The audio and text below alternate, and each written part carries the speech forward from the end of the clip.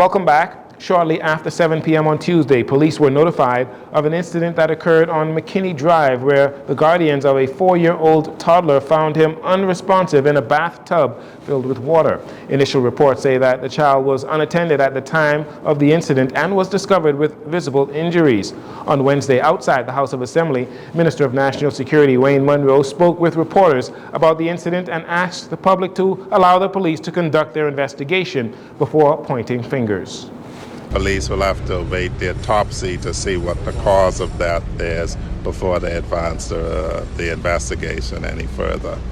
I think the public just needs to be patient. I remember back in the late 90s, early 2000s, where there was an allegation that the child had been sexually abused. People were downtown ready to lynch the parents, only to find out that the child had died of diarrhea.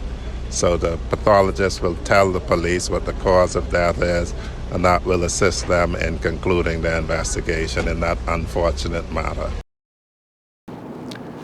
The police will continue to update the public as their investigation into this matter deepens. From the courts, we've seen numerous videos of school fights, including those involving girls. Well, on Wednesday, 2 students and a 38-year-old, Tamika Burrows, were hauled before the courts and charged with assaulting a female student of Government High School with a dangerous instrument, a baseball bat, causing injury to that student. The incident that took place after school on January 29th is now in court. The trio pleaded not guilty, and the adult was granted bail in the amount of $3,000, while the 2 female students were granted bail in the amount of $2,500. They will return to court on June 8th. While attending the recent CARICOM meeting in Guyana, Prime Minister Philip Davis delivered a speech on food security for the Bahamas and the entire Caribbean region. Today, at the Office of the Prime Minister's weekly press briefing, Chairman of BAIC, Leroy Major, highlighted future food production projects that the corporation is jump-starting. Here in the Bahamas, because our mandate is food security, we are encouraging farmers all over New Providence, all over the Bahamas, to increase their livestock. But the problem that we have is that there is not enough feed. The feed mill that we have now cannot produce enough feed to feed these animals. And so the government, in its wisdom, decided the first step we need to do is ensure that there's food for these animals. And so we have already purchased a building, and in short order, we'll be laying the foundation for the construction of a brand new state-of-the-art animal feed mill. Chairman Major also speaks of a crop schedule that will reduce glut and food wastage. The national crop schedule will allow a particular farmer to grow a particular crop on a particular island. And once we do that, we can ensure that this country will be well on its way. We have did some stats, and by 2025, we're supposed to save our country $250 million from food importation. Once the national crops roll out, on a snail pace, we're looking at saving the country some $13 million. Chairman Major says that BAIC wants to see more Bahamians involved in agricultural development.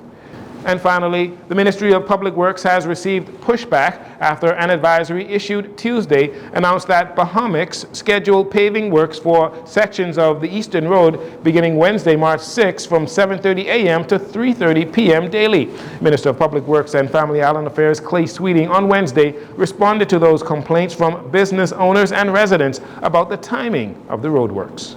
The pushback was in regards to the time when the paving was supposed to start. So I spoke to my technical team, and we'll start paving at around 9 o'clock after traffic dies off on Eastern Road. The reality is we have an aggressive road paving program that we're trying to pave over 55 miles of road in New Providence this year and the following year. So we're trying to schedule all of that, so we got to get it done.